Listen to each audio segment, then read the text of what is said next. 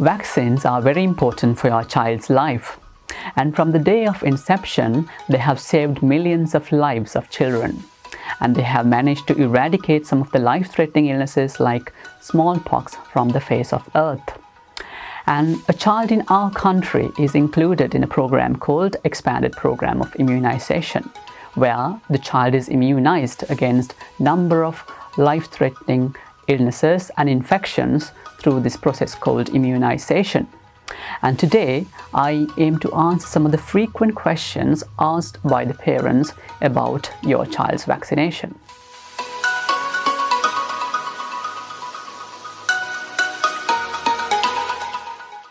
Vaccines are the most effective way to prevent many serious infections in your child. Some infections like chickenpox are known to induce natural immunity in your child. However, most infections can result in severe complications. The vaccines often undergo rigorous safety testing.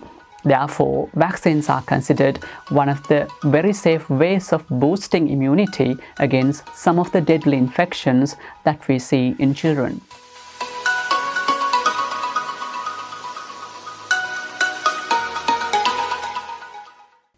Vaccines teach your child's immune system how to fight an infection by producing a protector called antibodies. Having more antibodies in your child's body helps fight an active infection more effectively on a subsequent encounter. As most vaccines contain a weakened or a killed form of bacteria or a virus, they are considered very safe and do not result in complications following an active infection.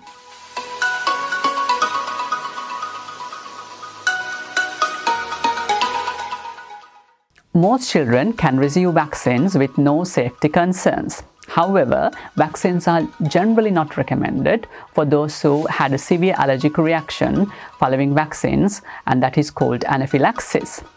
Children with weakened immune system, as well as children who are on medications that suppress the immune system, are also not suitable to receive vaccines that contain live viruses and live bacteria. However, these conditions are highly variable from one child to the other. Therefore, it is recommended that you consult your child's doctor before deciding not to give a vaccine.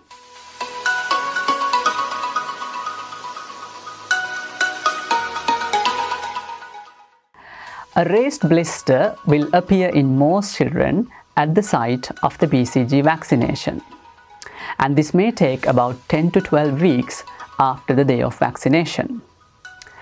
Absent BCG scar does not mean that your child did not respond to vaccine. However, your doctor may decide to revaccinate the child if there is no palpable or visible reaction at the BCG vaccination site 6 months after the day of vaccination.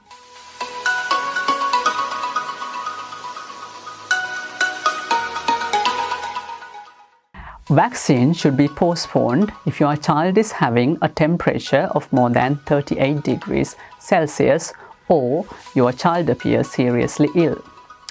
Having fever in your child may make it difficult for the doctor or to you to determine whether the fever is due to a feverish reaction following the vaccination or it's due to the feverish illness. However, all vaccines can be safely administered despite your child having minor illnesses like common cold, provided that there is no associated temperature in excess of 38 degrees Celsius.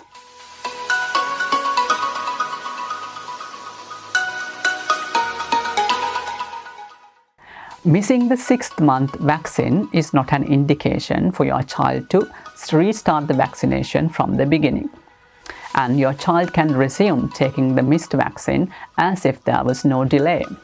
However, a minimum of 4 weeks is recommended when you're having 2 live vaccines and when completing the 4th and the 6th month vaccines.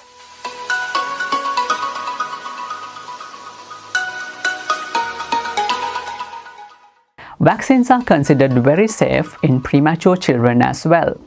However, if your child is born earlier than 28 weeks of pregnancy, it is recommended that your baby receives the second month vaccine in a hospital setting under the supervision of a pediatrician. The pediatrician may decide to keep your child under observation up to 48 to 72 hours following the vaccination. Both preterm and low birth weight children should receive vaccinations at the recommended ages irrespective of the birth weight and the degree of maturity.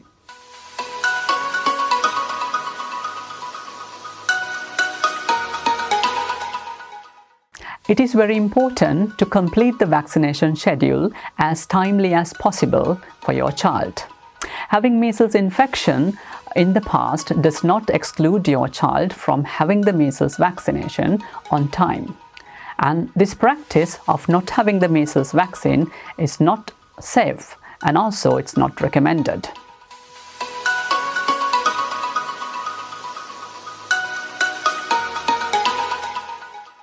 Most side effects of vaccines are mild and do not last long, and your child may develop a temperature for 1 to 2 days following the day of vaccination.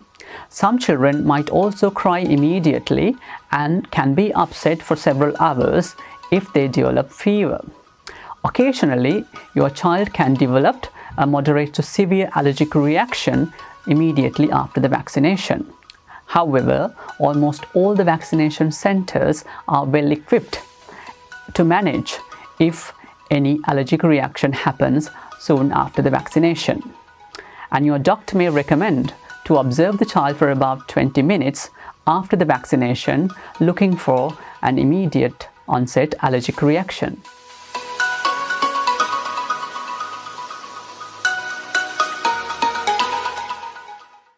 It is generally recommended that your child remains seizure-free for at least 1 year in order to receive the Japanese encephalitis vaccine.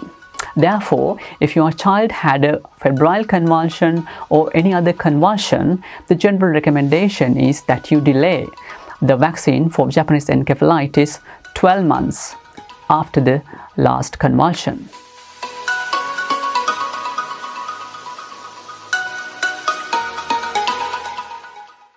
The minimum recommended age for chickenpox is 1 year. Therefore, the vaccine is not recommended for your child before the age of 1 year, even if your child has symptoms of chickenpox or exposed to a person who is having chickenpox. If your child develops symptoms, it is important to bring your child to the attention of the doctor. However, if your child remains healthy and eating and drinking well, you can observe and keep the child at home. And similarly, chickenpox vaccine is not recommended for newborns. Therefore, if you or the newborn had symptoms of chickenpox, it is very important that you bring your child to the attention of the pediatrician.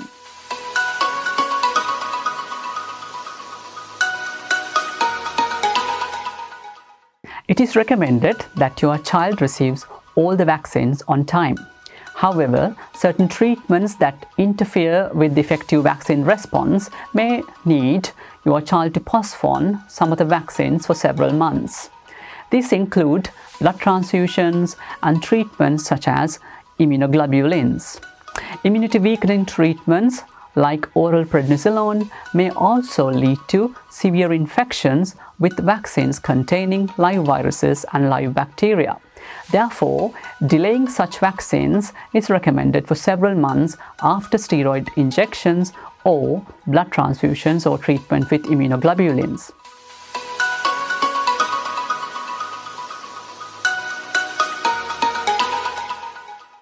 Vaccines are a very important and safe way of giving children the ability to protect themselves from severe infections. Therefore, every effort should be made to ensure that your child receives all recommended vaccines on time. Most children can develop minor side effects such as mild fever or local reactions following vaccination. Therefore, they are not reasons to delay or not to give subsequent vaccines. If your child is having a medical condition, it is important to seek advice from your child's doctor about safety of having the vaccines, either by the clinic or the need for having supervised vaccination in a hospital setting.